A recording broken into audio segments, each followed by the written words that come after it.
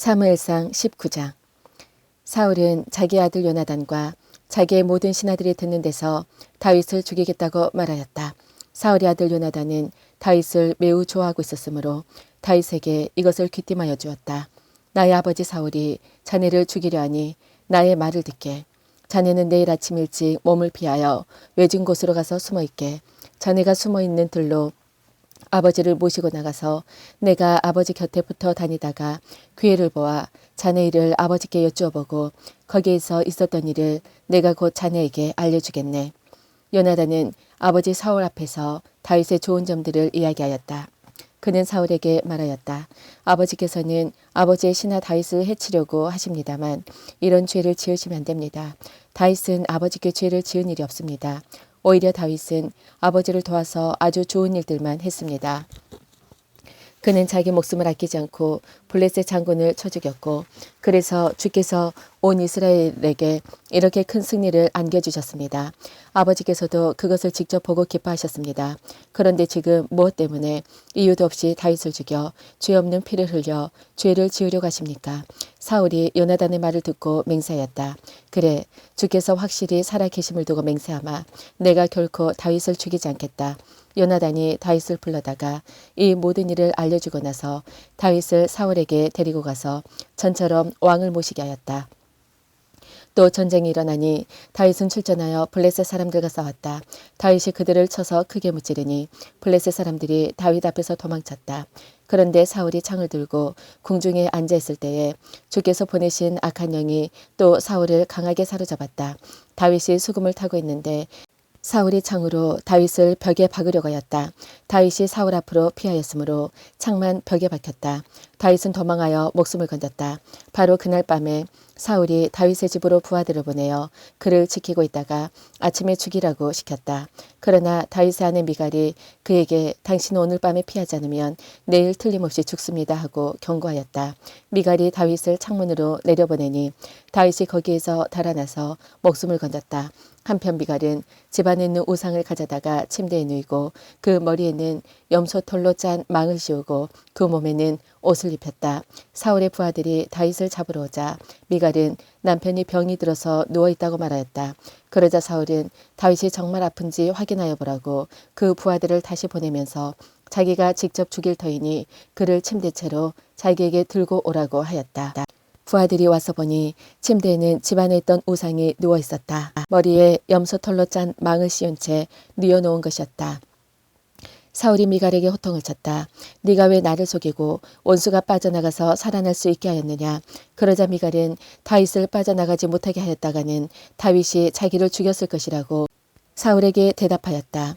다윗은 그렇게 달아나서 살아난 다음에 라마로 사무엘을 찾아가서 그동안 사울이 자기에게 한 일을 모두 이야기하였다. 그러자 사무엘은 곧 다윗을 데리고 나요스로 가서 살았다.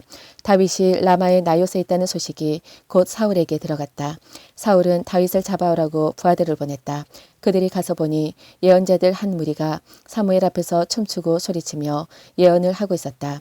그 순간 그 부하들에게도 하나님의 영이 내리니 그들도 춤추고 소리치며 예언을 하였다.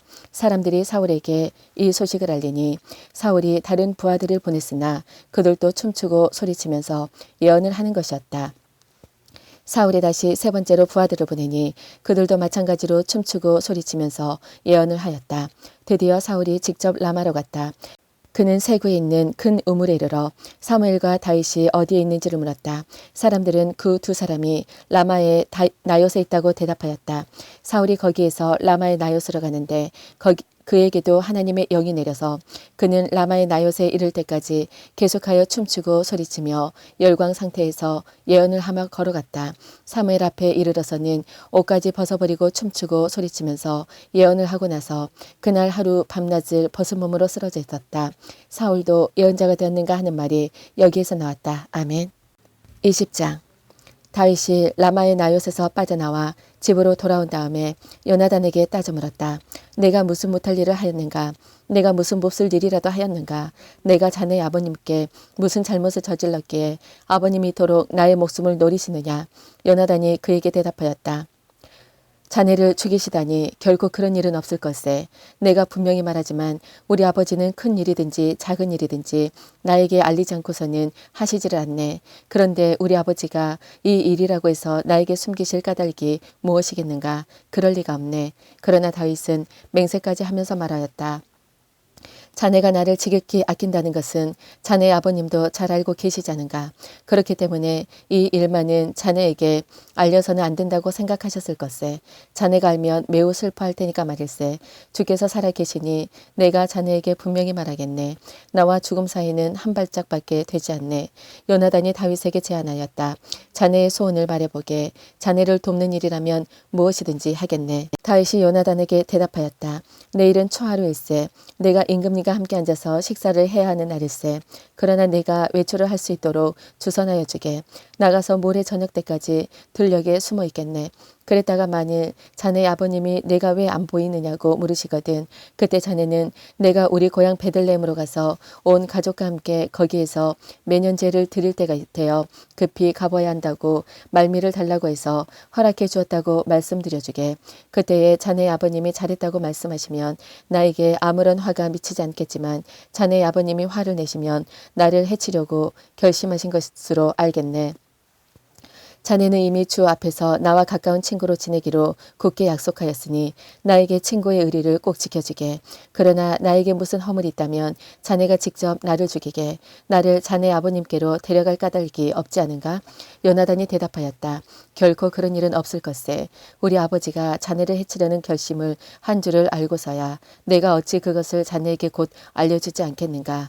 그러나 다윗은 요나단에게 물었다. 혹시 자네 아버님이 자네에게 화를 내면서 대답하시면 누가 그것을 나에게 알려주겠는가? 요나단이 다윗에게 말하였다. 자, 가세, 들러나가세. 둘은 함께 들러나갔다. 요나단이 다윗에게 약속하였다. 주 이스라엘의 하나님이 우리의 증인이시네. 내가 내일이나 모레 이맘때에 아버지의 뜻을 살펴보고 자네에게 대하여 좋게 생각하신다면 사람을 보내어 알리겠네. 아버지가 자네를 해치려 한다는 것을 내가 알고도 그것을 자네에게 알리지 않아서 자네가 안전하게 피신하지 못하게 된다면 주께서 이 요나단에게 무슨 벌을 내리셔도 달게 받겠네. 주께서 나의 아버지와 함께 계셨던 것처럼 자네와도 함께 계시기를 바라네. 그 대신 내가 살아있는 동안은 내가 주의 인자심을 누리며 살 수 있게 해주게. 내가 죽은 다음에라도 주께서 자네 다윗의 원수들을 이 세상에서 다 없애버리시는 날이라도 나의 집안과 의리를 끊지 말고 지켜주게. 그런 다음에 요나단은 다윗의 집안과 언약을 맺고 말하였다. 주께서 다윗의 원수들에게 보복하여 주시기를 바라네. 요나단은 다윗을 제 몸처럼 아끼는 터라 다윗에게 다시 맹세하였다. 요나단이 다윗에게 약속하였다. 내일은 초하루이니 아버지가 자네의 자리가 빈 것을 보시면 틀림없이 자네가 왜 자리를 비웠는지 물으실 것세.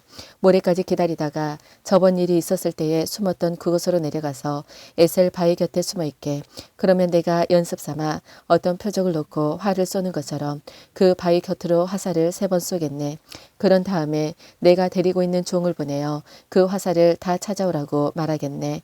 그때에 내가 그 종에게 큰 소리로 너무 멀리 갔다. 이쪽으로 오면서 다 주워 오너라 하고 말하면 주께서 살아계심을 걸고 맹세하겠네. 자네에게는 아무 일도 없을 것이니 안심하고 나오게. 그러나 내가 그 종에게 아직 더 가야 된다. 화살은 더 먼 곳에 있다 하고 말하면 주께서 자네를 멀리 보내시는 것이니 떠나가게.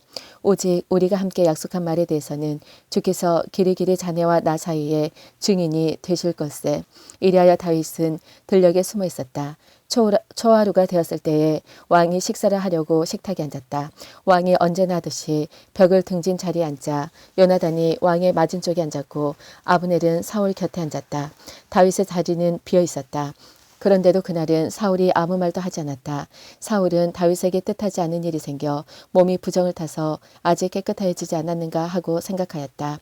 그런데 초하루가 지난 다음 날, 곧 그 이튿날에도 다윗의 자리가 여전히 비어있는 것을 보고 사울이 자기 아들 요나단에게 물었다. 어째서 이세 아들이 어제도 오늘도 식사로 나오지 않느냐. 요나단이 사울에게 대답하였다. 다윗이 저에게 베들레헴에 다녀올 수 있도록 허락하여 달라고 간곡히 요청하였습니다. 자기 집안이 베들레헴 성읍에서 제사를 드리는데 자기 형이 다녀가라고 했다고 하면서 제가 자기를 아낀다면 자기 형을 만나게 해달라고 저에게 간청을 하였습니다. 그래서 그가 지금 임금님의 식탁에 나오지 못하였습니다. 사울이 요나단에게 화를 내면서 소리쳤다. 이 사생아 같은 자식아, 네가 이새의 아들과 단짝이 된 것을 내가 모를 줄 알았더냐? 그런 아이와 단짝이 되다니 너에게나 너를 낳은 네 어머니에게 욕이 될 뿐이다. 이새의 아들이 이 세상에 살아있는 한은 너도 안전하지 못하고 너의 나라도 안전하지 못할 줄 알아라. 빨리 가서 그를 당장에 끌어오너라. 그는 죽어야 마땅하다.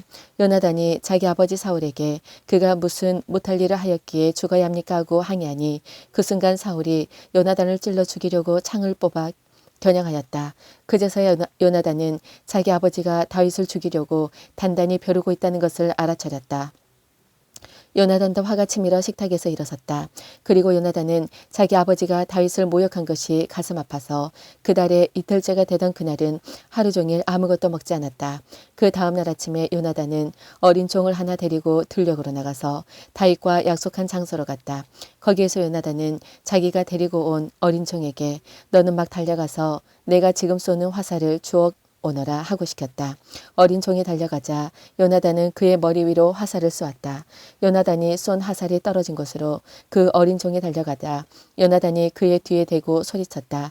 아직도 덜 갔다. 화살이 더 먼 곳에 있지 않느냐. 요나단이 그 소년의 뒤에다 대고 계속 소리쳤다. 빨리빨리 서있지 말고 빨리 달려. 요나단의 어린 종은 화살을 주워다가 자기 상전에게 바쳤다. 그러나 그 어린 종은 아무것도 눈치채지 못하였다. 요나단과 다윗만이 그 일을 알았다. 그런 다음에 요나단은 데리고 왔던 그 어린 종에게 자기의 무기를 주면서 그것을 들고 성읍 안으로 들어가라고 말하였다. 그 어린 종이 성읍 안으로 들어가니 다윗이 그 숨어있던 바위 곁에서 일어나 얼굴을 땅에 대면서 3번 큰절을 하였다. 그리고 그들은 서로 끌어안고 함께 울었는데 다윗이 더 서럽게 울었다. 그러자 요나단이 다윗에게 말하였다. 잘 가게. 우리가 서로 주의 이름을 걸고 맹세한 것은 잊지 않도록 하세. 주께서 나와 자네 사이에서뿐만 아니라 나의 자손과 자네의 자손 사이에서도 길이길이 그 증인이 되실 것세. 다윗은 일어나 길을 떠났고 요나단은 성 안으로 들어갔다. 아멘. 21장. 다윗은 노브로 가서 제사장 아히멜렉에게 이르렀다. 아히멜렉이 떨면서 나와서 다윗을 맞으며 물었다. 동행자도 없이 어떻게 혼자 오셨습니까? 다윗이 제사장 아히멜렉에게 대답하였다. 나는 임금님의 명령을 띠고 길을 떠났습니다. 임금님이 나에게 임무를 맡기면서 부탁하시기를 나에게 맡기신 임무를 어느 누구에게도 알리지 말라고 하셨습니다. 그래서 부하들과는 약속된 곳에서 만나기로 하였습니다. 그런데 지금 제사장님이 혹시 무엇이든 손쉽게 얻을 것이 좀 없습니까? 빵 5덩이가 있으면 저에게 주십시오. 그렇게 안 되면 있는 대로라도 주십시오. 그러자 제사장이 다윗에게 말하였다. 지금 보통 빵은 내게 없고 있는 것은 거룩한 빵뿐입니다. 그 젊은이들이 여자만 가까이 하지 않았다면 줄 수가 있습니다. 다윗이 제사장에게 말하였다. 원전 길에 오를 때에 늘 그렇게 하듯이 이번에도 우리는 2, 3일 전부터 여자와 가까이 하지 않았습니다. 비록 이번 출정이 보통의 사명을 띤 길이긴 하지만 제가 출정할 때에 이미 부하들의 몸은 정결했습니다. 그러니 오늘쯤은 그들의 몸이 얼마나 더 정결하겠습니까? 제사장은 그에게 거룩한 빵을 주었다. 주 앞에 차려 놓은 빵 말고 다른 빵이 달리 더 없었기 때문이다. 그 빵은 새로 만든 뜨거운 빵을 차려 놓으면서 주 앞에서 물려낸 것이었다. 그런데 바로 그날 사울의 신하 가운데 한 사람이 그곳에 있었는데 그는 주 앞에서 하여야 할 일이 있어서 거기에 머물러 있었다. 그의 이름은 도액인데 에돔 사람으로서 사울의 목자 가운데서 우두머리였다. 다윗이 아히멜렉에게 또 한 가지를 물었다. 제사장님은 지금 혹시 창이나 칼을 가지고 계신 것이 없습니까? 저는 임금님의 명령이 너무도 급하여서 나의 칼이나 무기를 가져오지 못했습니다. 제사장이 대답하였다. 그대가 엘라 골짜기에서 쳐 죽인 블레셋 사람 골리앗의 칼을 보자기에 싸서 여기 에보티에 두었습니다. 여기에 이것 말고는 다른 칼이 없으니 이 칼을 가지고 싶으면 가지십시오. 다윗이 말하였다. 그 많은 것이 어디에 또 있겠습니까? 그것을 나에게 주십시오. 다윗이 거기를 떠나 그날로 사울에게서 도망하여 가드왕 아기스에게로 갔다. 아기스의 신하들이 왕에게 보고하였다. 이 사람은 분명히 저 나라의 왕 다윗입니다. 이 사람을 두고서 저 나라의 백성이 춤을 추며 이렇게 노래하였습니다. 사울은 수천 명을 죽이고 다윗은 수만 명을 죽였다. 다윗은 이 말을 듣고 가슴이 뜨끔했다. 그는 가드왕 아기스 옆에 있는 것도 안전하지 못하다는 생각이 들었다. 그래서 그는 그들이 보는 앞에서는 미친 척을 하였다. 그들에게 잡혀있는 동안 그는 미친 사람처럼 행동하여 성문 문짝 위에 아무렇게나 글자를 극적거리기도 하고 수염에 침을 질질 흘리기도 하였다. 그러자 아기스가 신하들에게 소리쳤다. 아니, 미친 녀석이 아니냐. 왜 저런 자를 나에게 끌어왔느냐. 나에게 미치광이가 부족해서 저런 자까지 데려다가 내 앞에서 미친 짓을 하게 하느냐. 왕궁에 저런 자까지 들어와 있어야 하느냐. 22장. 다윗은 거기에서 떠나 아돌람 굴 속으로 몸을 피하였다. 그러자 형들과 온 집안이 그 소식을 듣고 그곳으로 내려가 그에게 이르렀다. 그들뿐만이 아니라 압제를 받는 사람들과 빚에 시달리는 사람들과 온통하고 억울한 일을 당한 사람들도 모두 다윗의 주변으로 몰려들었다. 이렇게 해서 다윗은 그들의 우두머리가 되었는데 400여 명이나 되는 사람들이 그를 따랐다. 다윗은 거기에서 모압의 미스바로 가서 모압 왕에게 간청하였다. 내가 해야 할 일이 무엇인가를 하나님이 나에게 알려주실 때까지 나의 부모가 이곳으로 들어와 임금님과 함께 머물도록 허락하여 주시기 바랍니다. 그리하여 다윗은 자기의 부모를 모압 왕에게 부탁하였다. 다윗이 산성에 머물러 있는 동안에 다윗의 부모는 모압 왕과 함께 살았다. 그때에 갓이라는 예언자가 다윗에게 그 산성에 머물러 있지 말고 어서 유다 땅으로 들어가라고 재촉하였다. 그래서 다윗은 그곳을 떠나서 헬의 숲으로 들어갔다. 하루는 사울이 기브아 산 등성이에 에셀나무 아래에서 창을 들고 앉아 있었다. 그의 신하들은 모두 그의 곁에 둘러서 있었다. 거기에서 사울은 다윗이 부하들을 거느리고 나타났다는 말을 들었다. 사울이 둘러서 있는 신하들에게 호통을 쳤다. 이 베냐민 사람들아, 똑똑히 들어라. 이새의 아들이 너희 모두에게 밭과 포도원을 나누어 주고 너희를 모두 천부장이나 백부장으로 삼을 줄 아느냐. 그래서 너희가 모두 나를 뒤엎으려고 음모를 꾸몄더냐. 내 아들이 이새 아들과 맹약하였을 때에도 그것을 나에게 귀뜸해 준 자가 하나도 없었다. 또 내 아들이 오늘 나의 신하 하나를 부추겨서 나를 죽이려고 매복시켰는데도 너희들 가운데는 나를 염려하여 그것을 나에게 미리 귀뜸해 준 자가 하나도 없었다. 바로 그때에 사울의 신하들 가운데 깨어있던 에돔 사람 도액이 나서서 보고하였다. 제가 이새의 아들을 보았습니다. 그가 노브로 와서 아히두베 아들 아히멜렉과 만날 때였습니다. 그때에 아히멜렉이 다윗이 해야 할 일을 주께 여쭈어 보고 나서 그에게 먹을 것도 주고 블레셋 사람 골리앗의 칼도 주었습니다. 그러자 왕은 아히두베 아들 제사장 아히멜렉은 물론 노브에 있는 그의 집안 제사장들을 모두 불러들였다. 그리하여 그들이 모두 왕에게로 나와왔다. 사울이 호통을 쳤다. 아히두베 아들은 똑똑히 들어라. 아히멜렉이 대답하였다. 임금님 말씀하십시오. 사울이 그를 꾸짖었다. 네가 왜 이새의 아들과 함께 공모하여 나에게 맞서려고 하였느냐. 네가 왜 그에게 빵과 칼을 주고 왜 그가 하여야 할 일을 하나님께 물어서 그가 오늘날과 같이 일어나서 나를 죽이려고 매복하도록 하였느냐. 그러자 아히멜렉이 왕에게 대답하였다. 임금님의 모든 신하들 가운데서 다윗만큼 믿을 만한 사람이 누구입니까? 더구나 그는 임금님의 사위인 동시에 경호실장이며 이 궁중에서 매우 존귀한 사람이 아닙니까? 그가 할 일을 하나님께 엽주는 일은 제가 오늘에 와서 처음으로 시작한 것입니까? 전혀 그렇지 않습니다. 임금님은 이 종이나 이 종의 온 집안에 아무 허물도 돌리지 말아 주십시오. 이 종은 이런 일은 전혀 아는 바가 없습니다. 그런데도 왕은 이런 선언을 내렸다. 아히멜렉은 들어라. 너는 어쨌든 너의 온 집안과 함께 죽어 마땅하다. 그리고 왕은 자기 곁에 둘러서 있던 호위병들에게 명령하였다. 너희는 당장 달려들어 주의 제사장들을 죽여라. 그들은 다윗과 손을 잡고 공모하였으며 다윗이 도망하는 줄 알았으면서도 나에게 기뜸해 주지 않았기 때문이다. 그러나 왕의 신하들은 손을 들어 주의 제사장을 살해하기를 꺼렸다. 그러자 왕이 도액에게 명하였다. 네가 달려들어서 저 제사장을 죽여라. 그러자 에돔 사람 도액이 서슴없이 달려들어서 그 제사장들을 죽였는데 그가 그날 죽인 사람은 모시의 옷을 입은 제사장만도 85명이나 되었다. 사울은 제사장들이 살던 성읍 노베까지 가서 주민을 다 칼로 죽였다. 그는 남자와 여자, 어린이와 젖먹이, 촛대나 나귀떼가 양떼를 가리지 않고 모두 칼로 쳐서 죽였다. 아히두베 손자이며 아히멜렉의 아들인 아비아달은 거기서 피하여 다윗에게로 도망하였다. 아비아달은 다윗에게 사울이 주의 제사장들을 몰살시켰다는 소식을 전하였다. 다윗이 아비아달에게 말하였다. 그날 내가 에돔 사람 도액을 거기에서 보고서 그가 틀림없이 사울에게 고자질하겠다는 것을 그때에 이미 짐작하였소. 제사장의 집안이 몰살당한 것은 바로 내가 책임져야 하오. 이제 두려워하지 말고 나와 함께 지냅시다. 이제 나의 목숨을 노리는 사람이 바로 당신의 목숨을 노리는 사람이기도 하기 때문에 나와 함께 있으면 안전할 것이요. 아멘.